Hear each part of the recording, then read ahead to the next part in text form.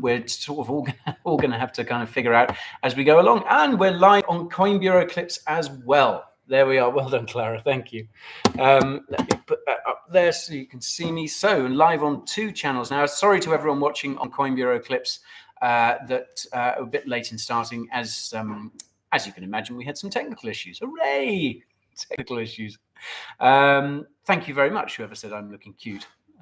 Don't hear that very often. I actually put out a few questions on Instagram last night. For anything that people wanted me to talk about in the live stream. And loads of people sent questions in. There were some awesome questions, which if I get time, I will I'll look at some of today. Yeah, loads of people asking how old I am. So does anyone want to take a guess? I asked this of someone in the office recently, and they guessed a lot higher than I was thinking. Which kind of set my day back. So, 36. Okay, that's good. That's good. 46. Oh dear, I knew I was going to regret this. 38. Oh, no one's correct yet. They're mostly in the 40. There we are. Yeah. Well, actually, no, I'm 39. I'm going to be 40 in October. And do you know, I've become so resigned to the fact that number is weighing on my mind so much that I'm going to turn 40 later this year, that I kind of already consider myself to be 40, which is yeah. And I think that's why I'm pretty sure that's why Bitcoin is insisting on hovering around the 40K mark. You know, if I had my tin hat on, I would say that Bitcoin is kind of deliberately trolling me about the fact that I'm going to turn 40 later this year. You know, I probably shouldn't take these things too personally, but I mean, it's just too hard to ignore. Wherever it's, you just act older than you are knowledge-wise. Oh, thank you very much. Yes. So what were we talking about? Yeah. Obviously, as I was saying, kind of from a global macro perspective, the reason that the markets are down is basically, uncertainty over interest rate, or expectations that interest rates are going to rise, even though, I mean, some would argue that that is kind of baked into the price already. But investors are funny people, aren't they? And then we've also got, obviously, ongoing issues with supply chains and all that sort of stuff. Now, a lot of people are always asking me, when in these sorts of conditions, when everything is so uncertain, when we're in a kind of kangaroo market, aren't we? It's hard to say that the bull market is over, but it's equally hard to say that the bear market has begun. I don't think we are in a bear market at all, but it can be hard to justify the fact that we're still in a bull market. So let's go somewhere between the two and say that we're in a kangaroo market. It's just bouncing around all over the place, and it's extremely difficult to it's impossible actually to try and call which way it's going to go on a day-to-day basis. So lots of people are always asking me, like, how should I invest at a time like this? Should I be hodling? Should I be selling? Should I be panicking and moving to an island and harvesting rainwater and all this sort of stuff? And what I always say around this sort of time, one of the best things you can do investing wise in crypto is either do nothing and just hold on to your bags, or DCA. Yeah, someone's in fact just beaten me to the punch there. Just keep doing DCA, people. I could not agree more. Yeah, dollar cost averaging. So for those unfamiliar, DCA, dollar cost averaging, is where you allocate a certain fixed amount to investing in crypto or anything else at the same time on a regular basis. So what you could do, for instance, is say, right, I'm going to allocate $50 every month and invest that in crypto. And on plenty of exchanges now, you can actually automate that. So you can automate it to buy $50, say, of Bitcoin on the 1st of every month, or you can set it to allocate $50 to your portfolio on payday, or anything like that. So yeah, DCAing, dollar cost averaging, is a good way to go at the moment in these times of uncertainty. And what it means is that you just buy at the price that it's at, because trying to time the market, trying to predict whether it's going to go down, trying to buy the dip all the time is really, really difficult. And there are professionals who spend all day glued to their screens trying to time the market, and even many of them don't manage it all that well either. So for mere mortals like us, the best thing that you can do if you're uncertain is just a dollar cost average. Just allocate a small, whatever you can afford, whatever you feel you can afford on a regular basis, and sit back and try not to worry about it all. So I hope that's useful for some of you. How much time do you spend a day on crypto? I would say probably, well, seeing as I dream about crypto quite a lot, I'd say probably around 23 and a half hours a day.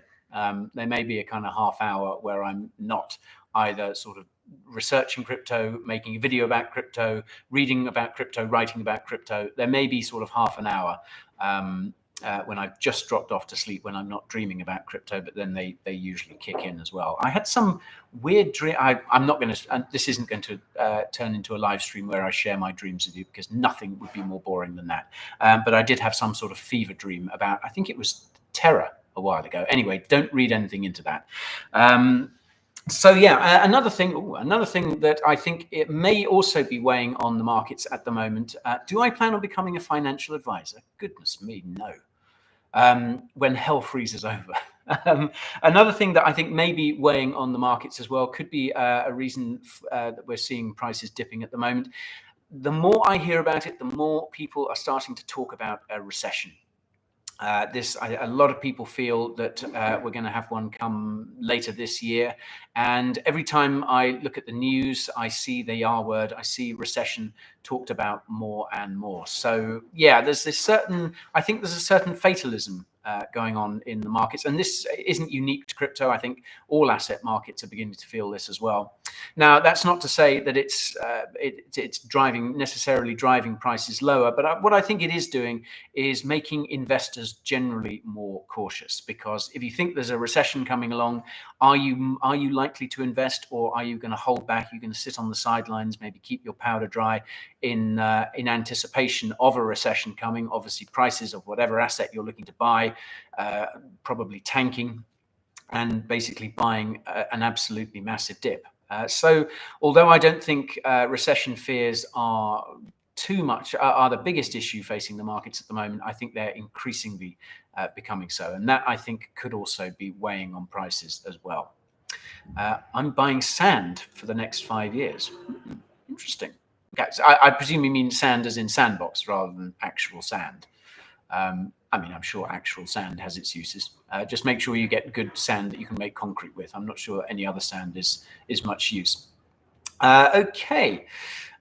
Do I expect the spot ETF to pump the market? So this would be, I presume, you mean a Bitcoin spot ETF in the United States?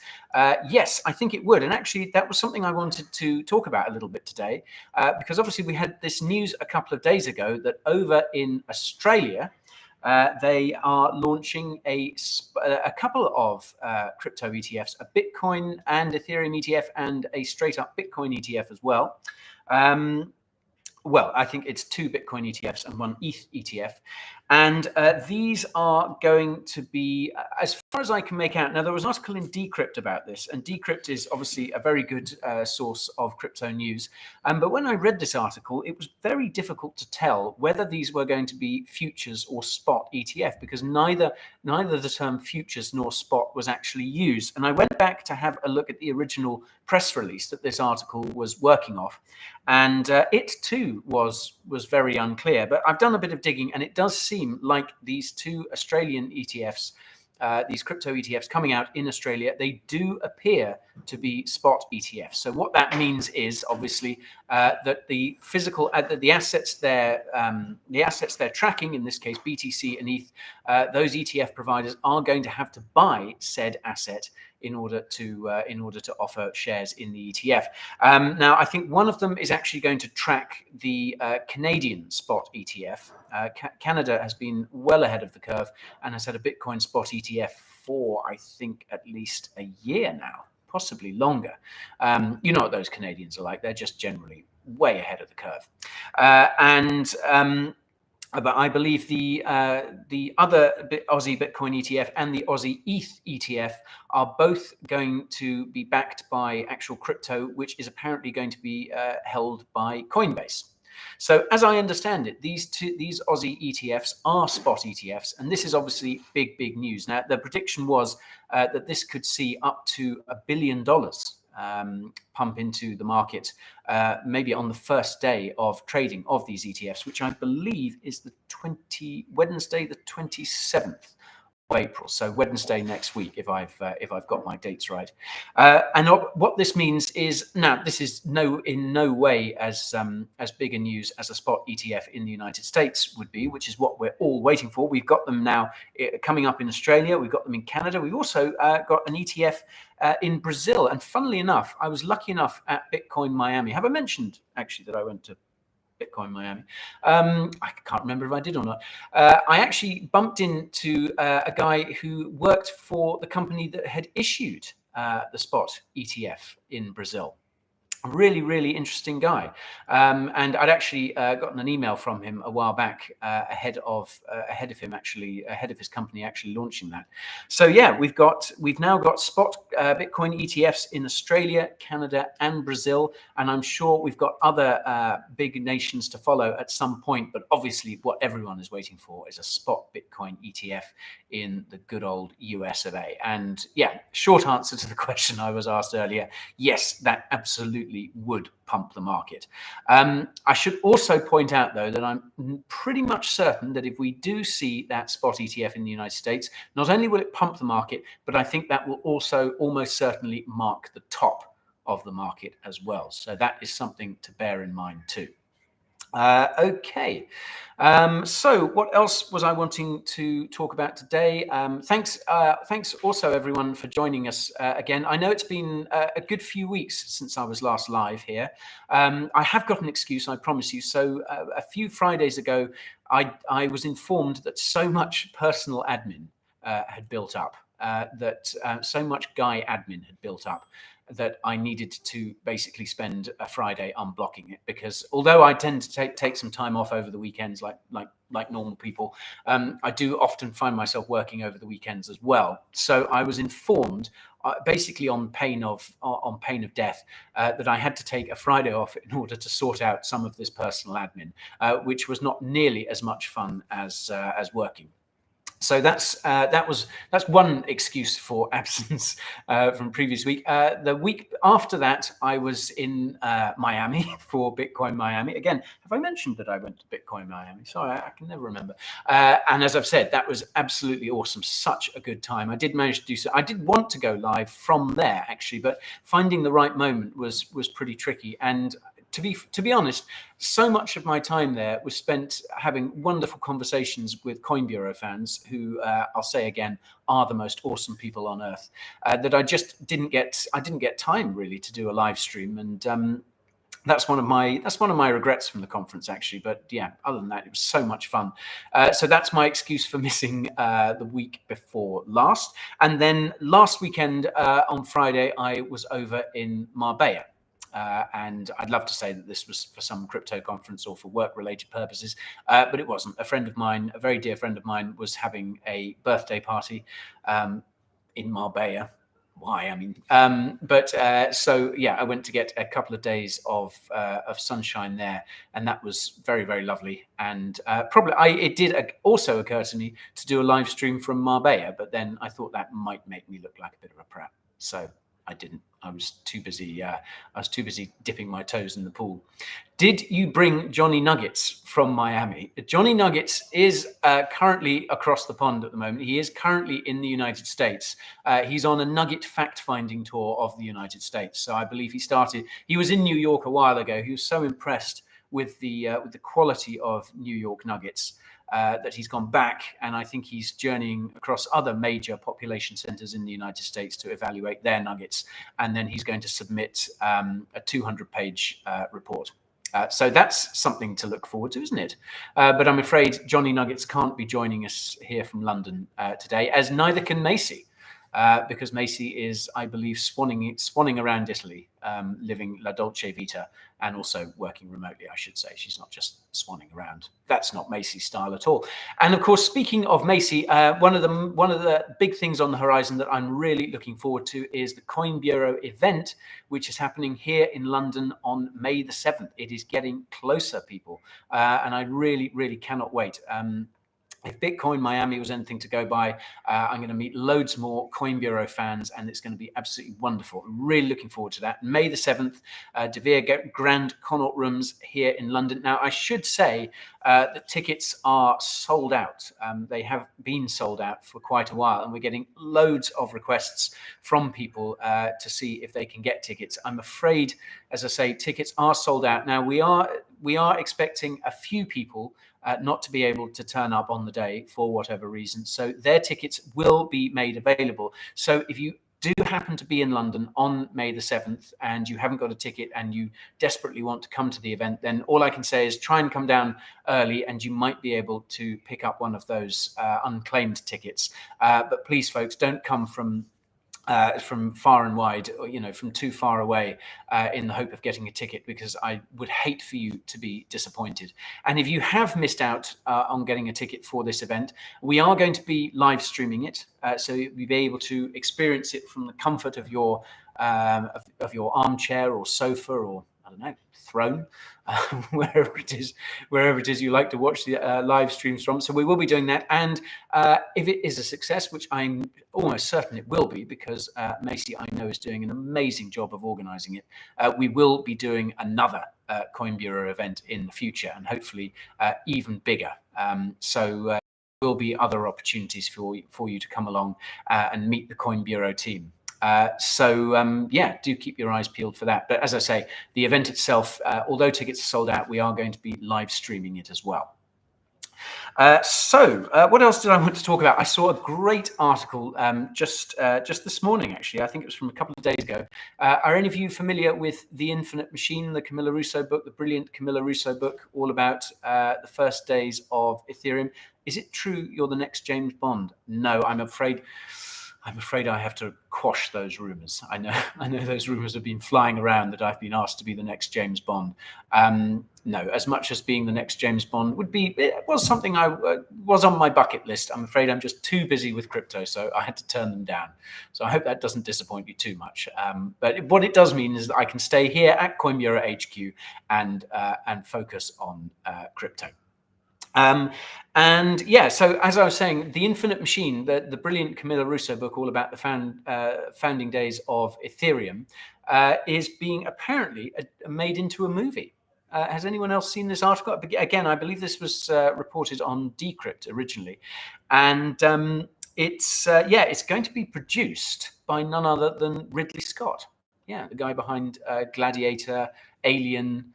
All number of amazing films. I think he did House of Gucci, which I watched on the plane over to Miami, and was a very strange film, but I kind of liked it.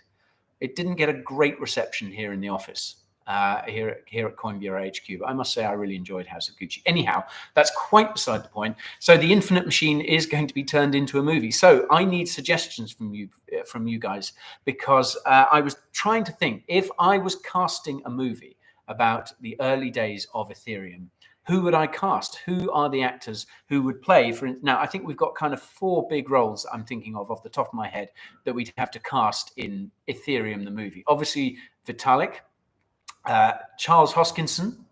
Who would play Charles Hoskinson? Gavin Wood, I think we'd have to cast as well. And I was also thinking Joe Lubin as well. I mean, I know there were lots of other founders, but yeah, Joe Lubin was the other one who sprang immediately to mind. So suggestions, folks. Who would play those people in Ethereum, the movie? I'm really, really keen to find out. Let me just see if I can enable comments, because I'm realizing that I can't see comments on the live stream here. Clara, our technical support, is coming into it. Do you know how to bring up comments on Coin Bureau clips? No. Okay. Wonder. Oh no. Okay. Sorry, folks. Bear with.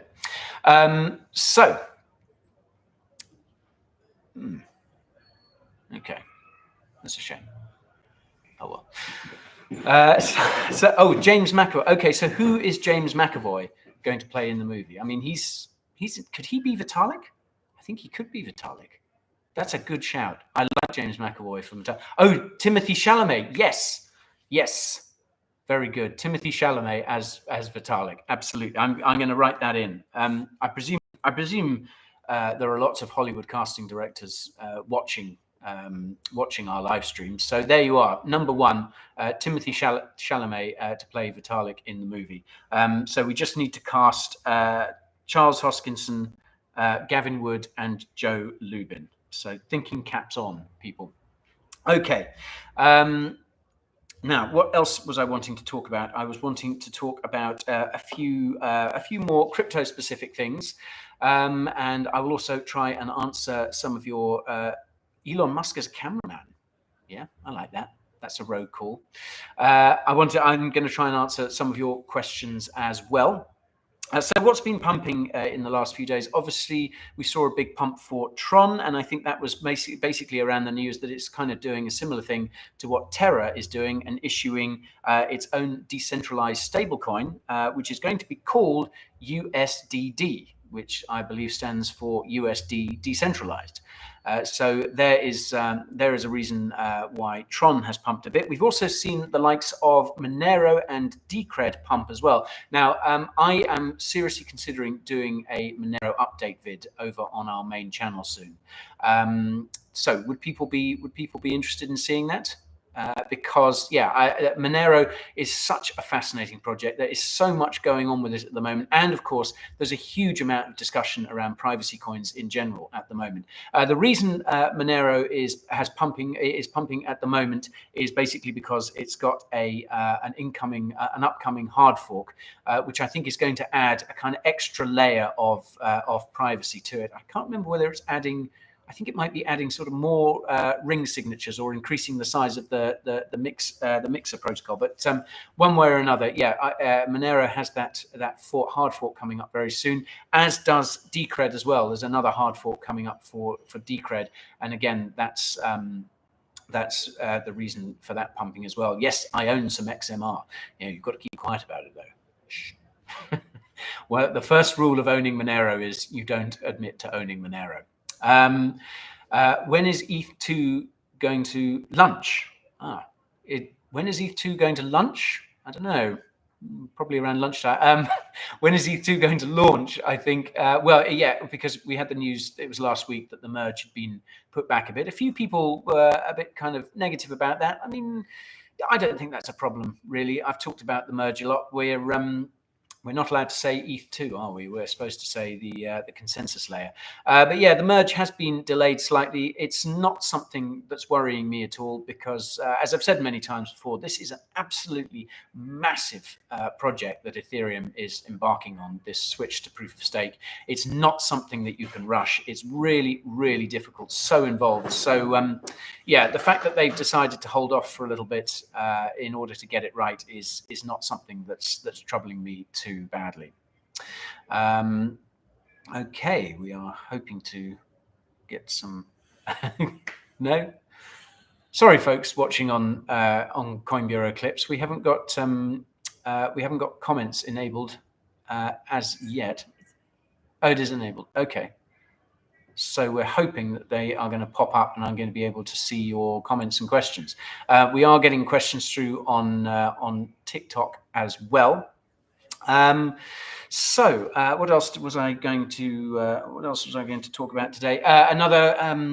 Some more bullish news is obviously the continuing investment that we're seeing in crypto. Despite the fact that the markets are a bit subdued, there is still money absolutely pumping into crypto. I saw recently Near has raised hundreds of millions of dollars. I just put out a video on Near protocol over on YouTube just recently. Solana has raised a massive amount of money too. There are still absolutely huge raises coming in for so many crypto projects at the moment. So that's something to really bear in mind, folks. The institutional money, the smart money, if you like, is still pouring into crypto at this time. Love the t-shirt and Monero on there. Yeah, of course, Monero. Yeah, nice open source logo. And as I say, yeah, hopefully a Monero update coming to you be next week, but maybe, yeah, there's so much to dig into. Every time I look into Monero, I get so involved with looking at the looking into the tech of it, and Monero's tech is just amazing. It's so clever. But whenever I sort of dig into it, it's quite, thank you, Clara. It's so difficult to, you know, it takes quite a lot of time to sort of put all my research together. So Monero update coming soon, but I can't tell you when exactly. I'm able to see some of the comments on Coin Bureau clips at the moment as well. So sorry about that, folks. Yeah, we're having, I don't know why they're not coming up on my screen, on my other screen. Okay. Let's see, a few other things that I'd noticed as well in the market as well. A lot of people have been asking about Polkadot. Now, spoiler alert, I've got a video coming up next week. I'm in the middle of putting it together at the moment. Polkadot versus Cosmos. Now, these obviously two of the big interoperability plays in crypto, sort of kind of, you know, a lot of people refer, especially to Polkadot and also to Cosmos, as kind of layer ones. And really, to my mind, they're kind of more layer zeros. Really, they're layer zeros that you can build layer ones on top of. So there's a lot of similarities to what they're trying to do. They're obviously both amazing projects. And yeah, Polkadot, let's face it, DOT has not, even when the rest of the crypto market has been pumping like mad, DOT has not really pumped at all recently. And so many people have been getting in touch and saying, well, is this, you know, is this it for DOT? Where's it going?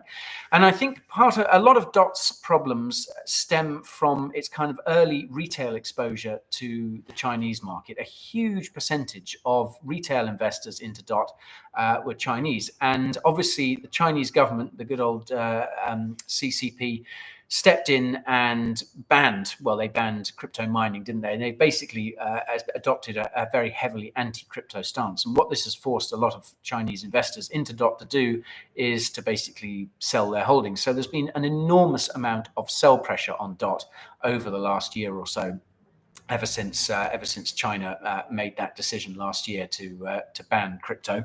So what this has meant, obviously, is that DOT's price has been suppressed as a result. And we've also got to consider some of the demand drivers, or perhaps the lack of demand drivers for DOT as well. Currently, the only real demand drivers for DOT come from staking. They come from parachain parachain slot auctions, and obviously transaction fees on the relay chain, on Polkadot's relay chain as well. Now, of course, on the actual parachains that have launched, DOT isn't really being used to pay for transaction fees. Those are being paid in the actual coins that are launching on the particular parachains. So yeah, there's been a bit of concern that DOT doesn't really have the demand drivers to sort of drive price accumulation.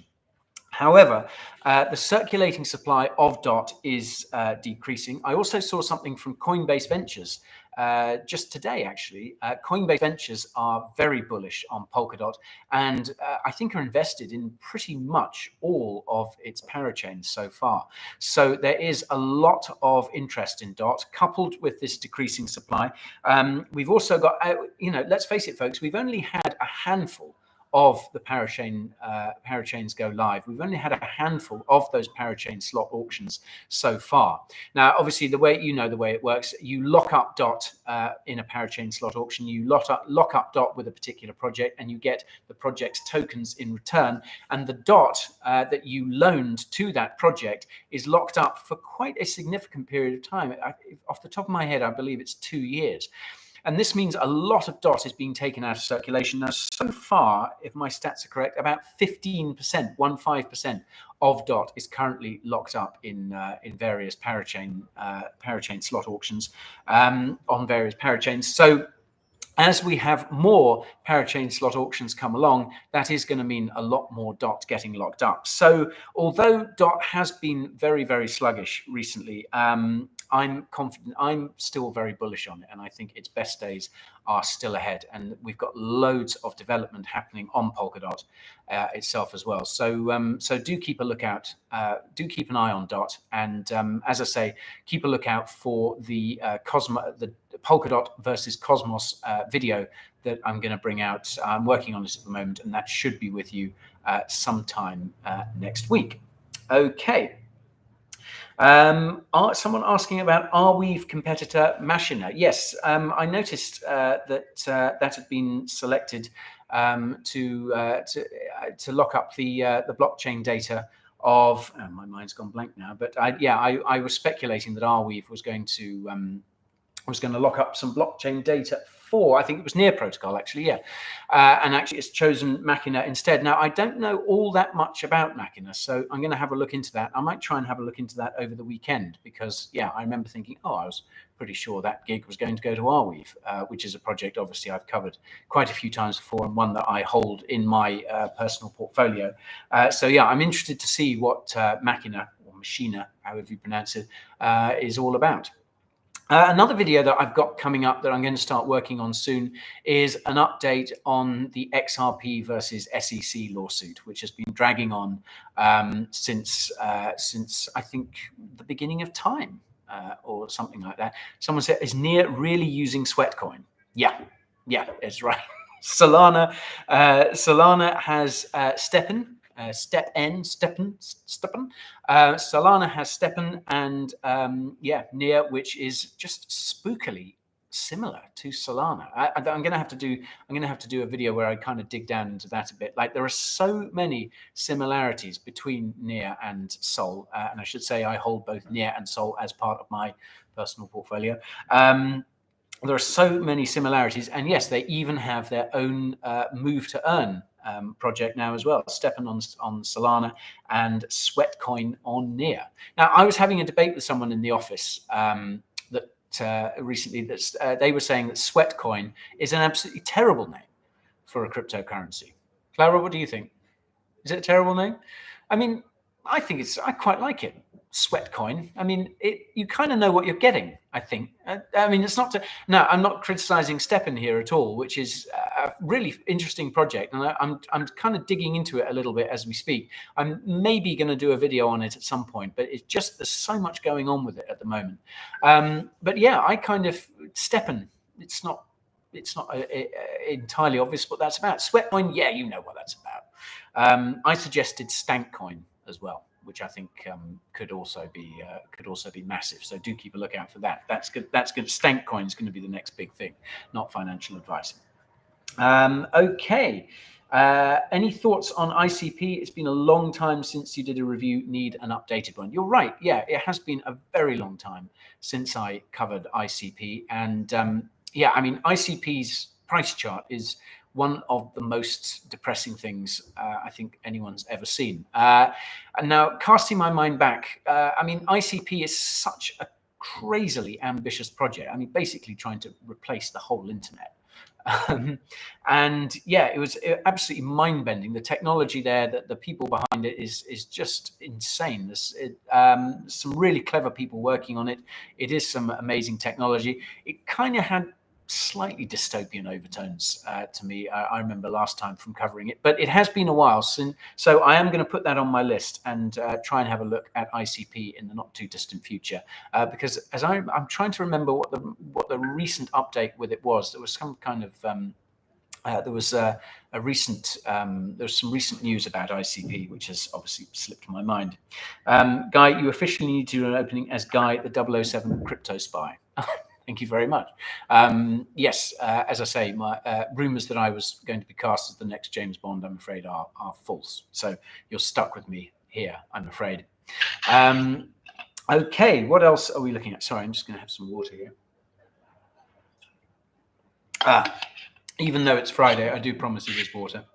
I should also remind you, folks, that there are still 4 countries on my list of country bingo. I selected 6 random countries before we started, hoping that we'd have a viewer from each one. So far, Romania and Canada, but there are 4 more. So do let me know where you're dialing in from. Oh, are we all right? Okay, cool. Right. What else did I want to talk about today? Obviously, there was there's been some exciting news regarding Cardano. They announced, IOHK announced 400 new projects are currently building on Cardano. And we've also got 100,000 new wallets on Cardano in the last few months, which is exciting news for the project. And of course, this is all ahead of the Vassal hard fork, which is coming up at the end of June. If I look here, the 29th. And as I understand it, Vassal is going to, it's looking to increase TPS. It's going to increase decentralization of Cardano, and also hopefully increase adoption of Cardano as well. And yeah, we're obviously, ADA has been kind of slumping a bit. Mind you, ADA's kind of been slumping along with the rest of the market as well. So I think we're still kind of waiting to see Cardano's full potential unleashed.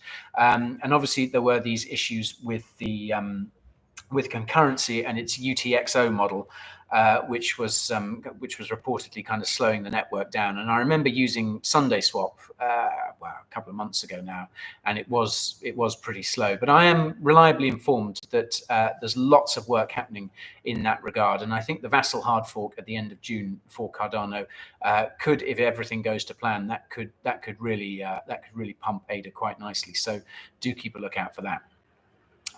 Right. Just became a top 2 viewer. Congratulations.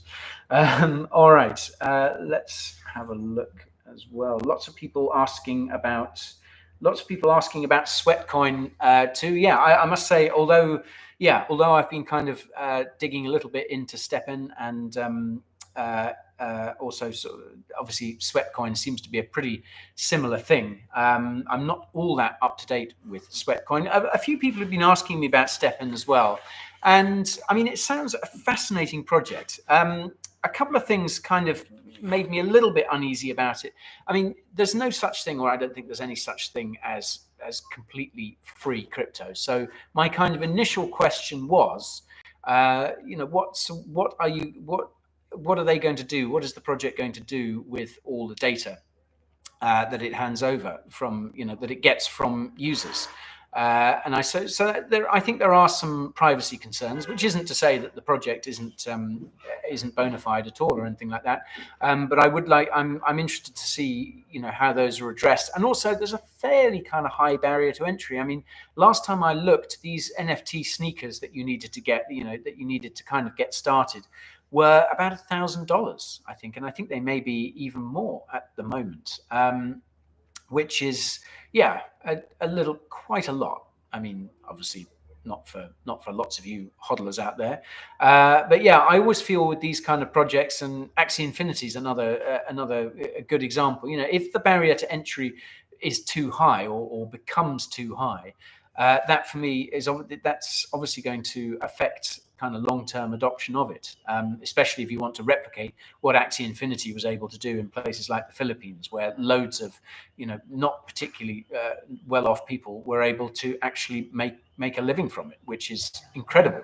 But yeah, I think having to shell out $1,000 for an NFT to get started is, yeah. Anyhow, yeah, there's still a lot of digging to do on STEPN. And if you want to watch a great video about STEPN, I recommend The Defiant over on YouTube, who obviously a DeFi focused channel, one of my favorite YouTube channels. The Defiant did a great video on STEPN. Robin Schmidt over there kind of digging into the project a little bit as well. So yeah, if you want a good video about STEPN, check out The Defiant, whilst you wait, of course, for the Coin Bureau update on STEPN, which is in the works. Okay, do you still hold Atom? I certainly do still hold Atom. Yeah, as I said earlier, I'm going to do a Polkadot versus Cosmos matchup video next week. And yeah, I'm still bullish on both projects. I've just been talking about Polkadot, obviously.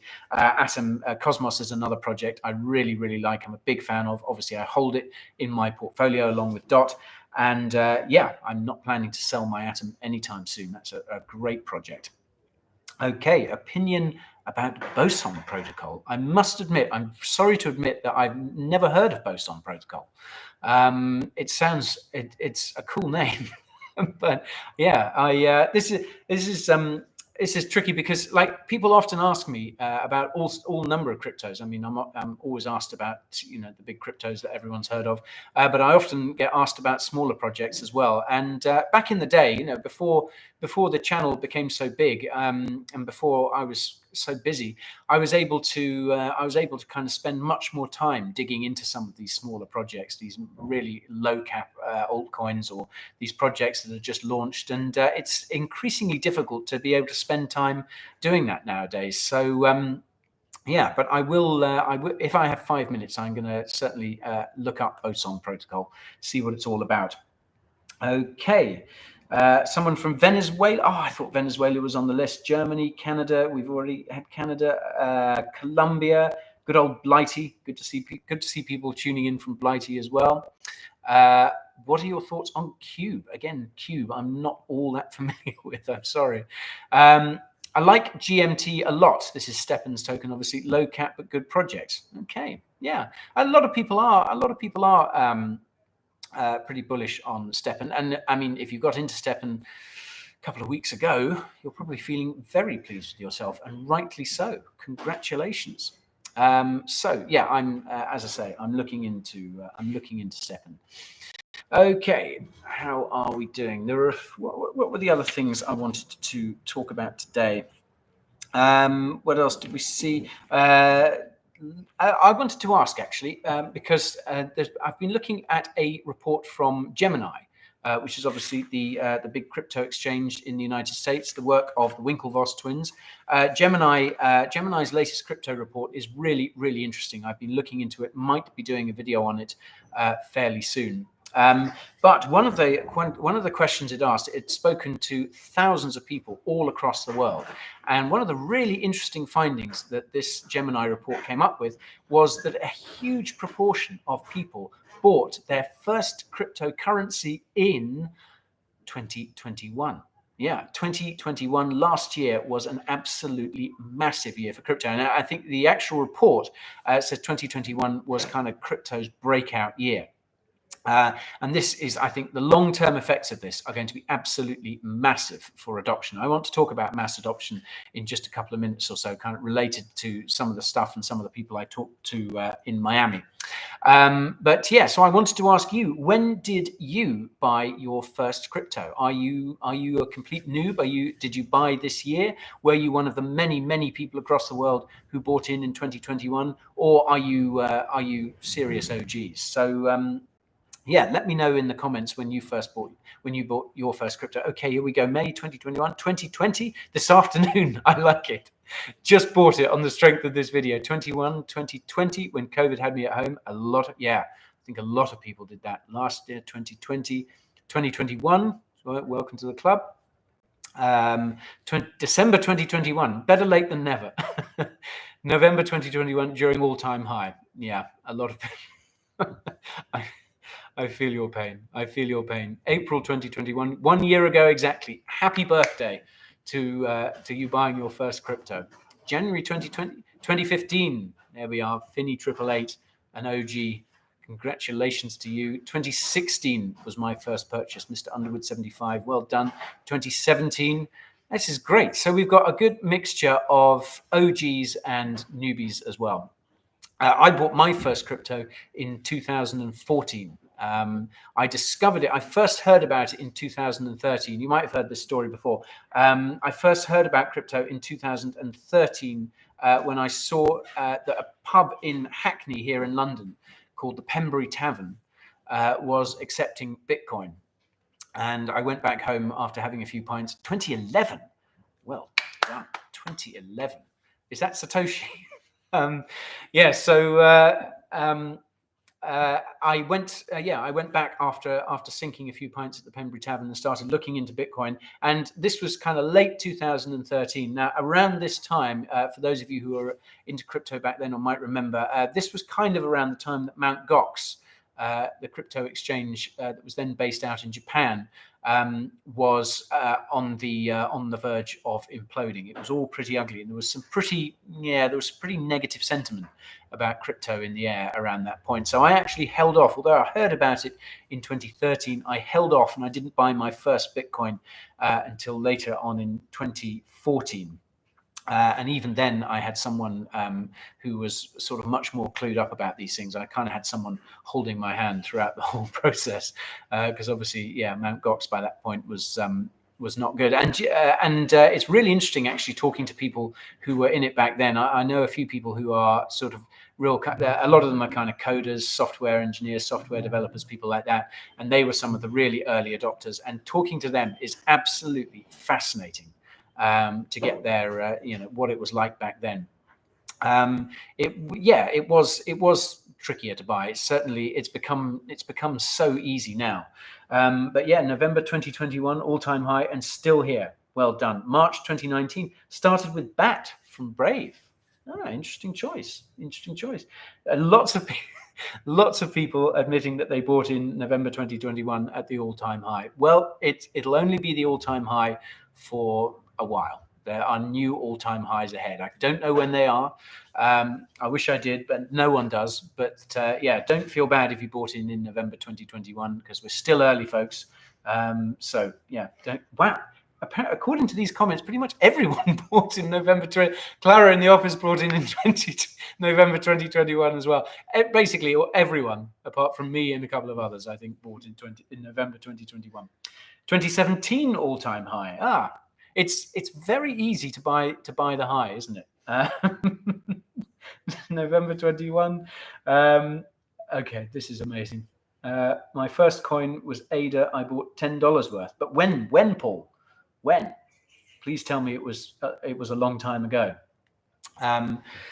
Great. So yeah. So what this Gemini report that I was looking into, as I said, most people, it seems, a huge number of people bought their first crypto in 2021. And so what this should tell you, folks, is that we are still really early in the journey. And this is an important thing to realize when we see the markets doing what they're doing at the moment, which is not all that spectacular. It can be a bit grim to look at. But yeah, we're still early on in this journey. Crypto is still just getting started. And to go back to Bitcoin Miami one more time, but this is it, I promise.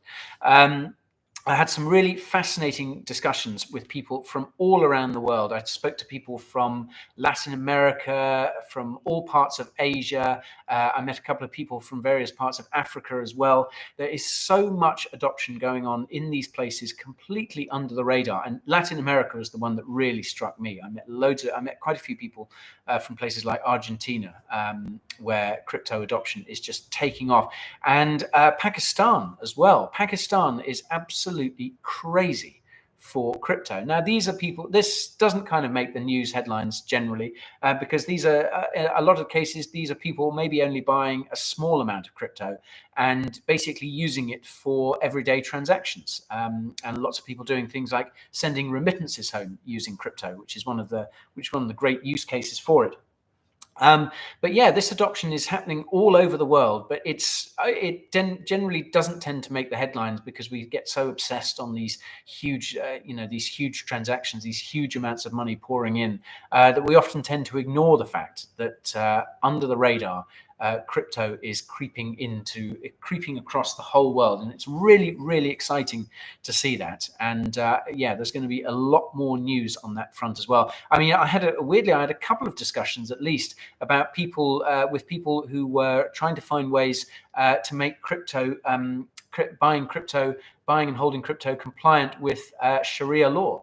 Obviously, Sharia law is pretty strict and has very strict conditions on being able to invest, and I think there are ways kind of around it. But yeah, people talking about making Sharia crypto buying Sharia compliant, which obviously opens the door to vast amounts of retail investment and elsewhere. So really, really exciting. And yeah, thank you for all your comments. Thanks for all the love as well, and all your questions too. Apologies to those of you who are missing Macy and Johnny. As I say, Macy is over in Italy, busily organising the Coin Bureau event here in London. She prefers to do that from Italy. She's quite a sort of international woman of mystery, is Macy. And as I say, Johnny is on his Nugget Odyssey of America. So if you are in various places in America, do keep a lookout for Johnny. And if you can't get hold of chicken nuggets in your local McDonald's, then Johnny is almost certainly the reason why. I apologize, USA, on Johnny's behalf for that. So May the 3rd is the best day to buy, apparently, according to someone in the comments there. According to Zolt. Okay, well. Don't take my word for it, but yeah, Zolt says May the 3rd. Why May the 3rd, Zolt? I'd be interested to know. Okay, were there any other things I wanted to talk about? How far did we get on our casting of Ethereum the movie? This goes back to what I was saying, this Decrypt article that I saw, basically The Infinite Machine, Camilla Russo's excellent book all about the founding of Ethereum, is being made into a movie. And so far, we've managed to cast Timothy Chalamet as Vitalik. I think that's excellent bit of casting there. So congratulations to whoever suggested him. Someone else suggested James McAvoy as well. I think that's quite a good shout, but Timothy Chalamet, I think, has to take that, and I think he'll almost certainly get an Oscar for that. Still disappointed that you'll not become a financial advisor in the next 30 years. Yeah, I'm disappointed too. Not really. Yes, sorry. I'd love to get around to becoming a financial advisor, but yeah, it's just haven't got the time, folks. Just haven't got the time. So for the foreseeable future, for the rest of recorded time, anything from the Coin Bureau that you hear, anything from me, will not be financial advice. Okay, Bruce Willis as Joe Biden. Interesting. Okay, I'm not sure if Joe Biden really figures in the Ethereum story. Are you making a documentary? No, Pramod. We're trying to cast Ethereum the movie.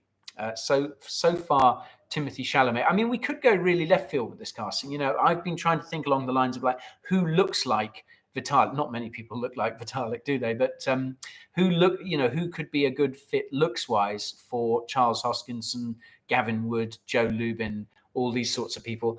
I mean, we could go really left field with this. So we could go for someone like The Rock as Charles Hoskinson. I mean, what are your thoughts there? Jason Statham as Joe Lubin, because obviously they're both kind of got the kind of bald thing going on, or Jason Statham as Gavin Wood, because the whole British thing as well. I don't know. I'd kind of like that. I don't think Jason Statham would make a great Vitalik. I think Timothy Chalamet has got that one in the bag. Are you directing the movie? Well, Ridley Scott, if you're watching, I mean,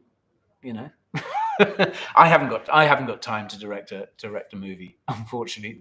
Neither the time nor the inclination, nor I should add the skill as well. If I directed that movie, it would be appalling. Neil Patrick Harris as Vitalik. Okay, so Leonardo DiCaprio as Charles Hoskinson. Very interesting. I have Cumberbatch as Gavin Wood. I like that, Luke Hartley. Well done, sir. I do like Cumberbatch as Gavin Wood. Okay, Tom Hardy. Who would Tom Hardy be, Daniel? And time to panic buy. It's never time to panic. It's never a time to panic buy. If you're going to buy, you need to do it with a clear head, not financial advice. Any other shouts for Joseph Gordon-Levitt as Gavin Wood? That's a good shout looks wise. I think I can see that looks wise. He's a good actor. These are all good actors that has been suggested as well. Did Tom Hardy equals Elon Musk? Okay. Again, I'm not sure there's room for the Elon Musk character in Ethereum the movie. Rami Malek as Vitalik. Yes. Oh goodness. Well, basically, I still think that the role of Vitalik in Ethereum the movie is Timothy Chalamet's to lose. But if he turns it down, we've got Rami Malek, I'm sure, waiting in the wings, so he could take it up. He would be really good. He was very good as Freddie Mercury. I thought, in what was otherwise an absolutely terrible film. Sorry. But Rami Malek was excellent as Freddie Mercury. Okay, so that's, and sorry, who did you, someone suggested someone really good, maybe Russell Crowe for Charles Hoskinson. I mean, because Charles Hoskinson, he does look about Russell Crowe's age, even though he's actually younger than me. Charles Hoskinson, I believe, is still in his mid-30s. He's ridiculously young. But Sasha Grey as Kathy Wood, Michael Cera as Vitalik, Will Smith as Satoshi.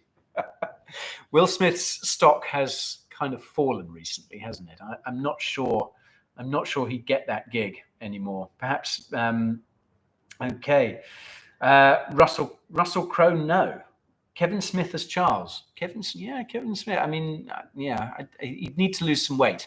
Kevin Smith, I think. Although he's actually quite slimline now, isn't he? Anyway, so, that's Ethereum the movie. Thank you for your suggestions, folks. I know Charles does look 45 plus, but believe me, he isn't. He's ridiculously young.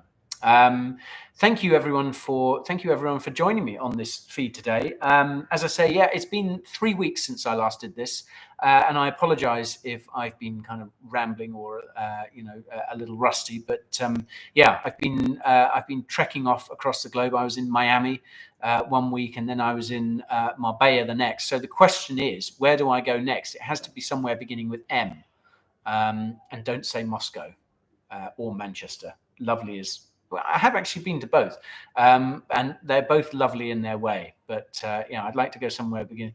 John C. Reilly as Charles Hoskinson. Yes, I like that.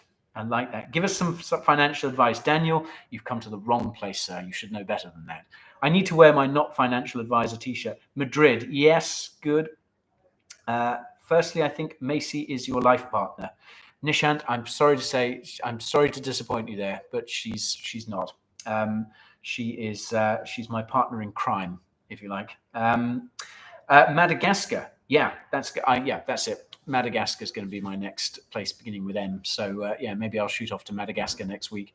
Margate. Oh, I have actually been to Margate quite a few times. There are some really nice walks along the coast out of Margate, and it's lovely. I've also been to Mississippi, but not the Maldives. Yeah, the Maldives would be great.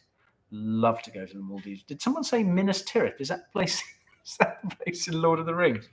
Oh goodness. Okay. Was there any other crypto-related stuff that I wanted to talk about? So let's just go back quickly, folks. I'm going to wrap it up because I've got some more work to do in a moment or so. But yeah, I wanted to wrap it up. Obviously, go back to kind of the macro situation at the moment. Obviously, the markets are down. And I think, as I said at the top of this stream, it's very much a global macro thing. It's very much interest rates again, boring old interest rates. We've also got those global supply chain problems. And as I mentioned as well, I think there is still a lot of concern. I think more and more people are talking about recession, a global recession at some point. And I just see that word every time I look at the news. And I think this is something that could really be weighing on the markets as well.